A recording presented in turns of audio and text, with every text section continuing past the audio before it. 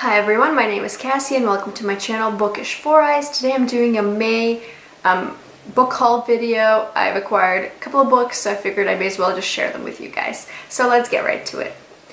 The very first book that I have is called The Killers of the Flower Moon, and I've seen this book a lot. I think last year is when it came out and became pretty popular, but it's a National Book Award finalist, so that's an indication it's going to be a good read. This is a non-fiction book about the Osage people who discovered some oil reserves right where they lived.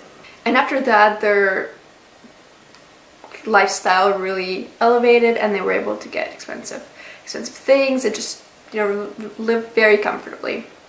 However, soon enough, they started to get murdered one by one, and no one could really figure out what was going on and who was doing all of that.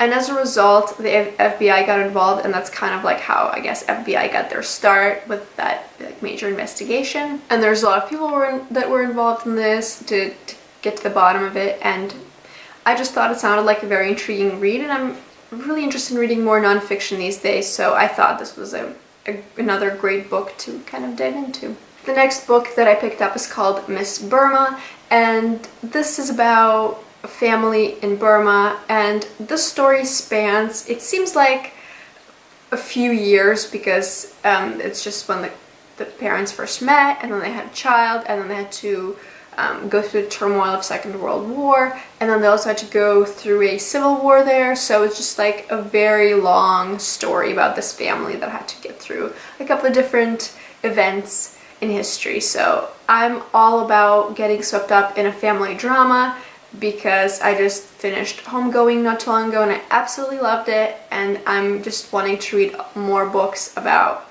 families that have to deal with different kind of circumstances. So I'm all about this one.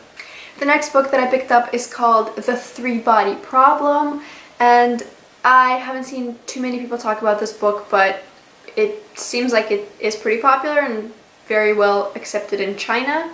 This is about China's cultural revolution where they are secretly sending signals into space hoping to contact some aliens.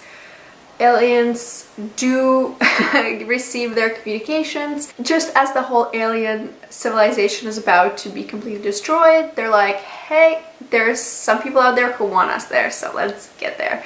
And they're looking to attack Earth. Meanwhile, on Earth, people are preparing to meet these new aliens, and they don't really know whether they should be welcoming or whether they should prepare for a fight. So that sounds like a pretty intense and unique read, because I don't really read a lot of science fiction, so I think this would be an interesting book to dive into and see. This next book I've heard so many great things about, and it's been recommended by a lot of great people, so I'm very excited to pick it up. This is called I'll Be Gone in the Dark, and this is the one woman's obsessive search for the Golden State Killer. And this just became even more exciting because they caught the guy, so just more reasons to read this book and to know that there's kind of a resolution to the whole issue at hand.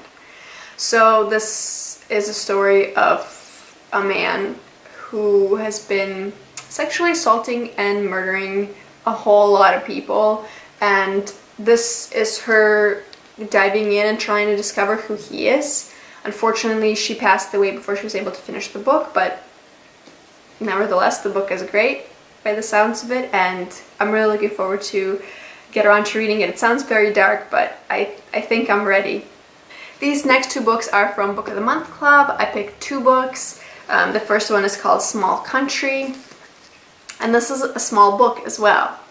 This takes place in Burundi in 1992. The main character is 10 years old, and he lives a carefree, happy life until some unrest starts in Rwanda, which is right next door to where they live, so that just changes their life completely and causes all sorts of problems for them. So I think it's a very interesting look at a country that I haven't heard of before, don't know anything about. Maybe seeing what kind of struggles they had to face and how the genocide in Rwanda affected them. This next book is another one from Book of the Month. It's called Still Lives, and this is about an exhibit, and the artist is a feminist, but she's also very avant-garde, and it seems very promising and lots of people are excited to go to that exhibition. However, on the day of the exhibition, when it first opens,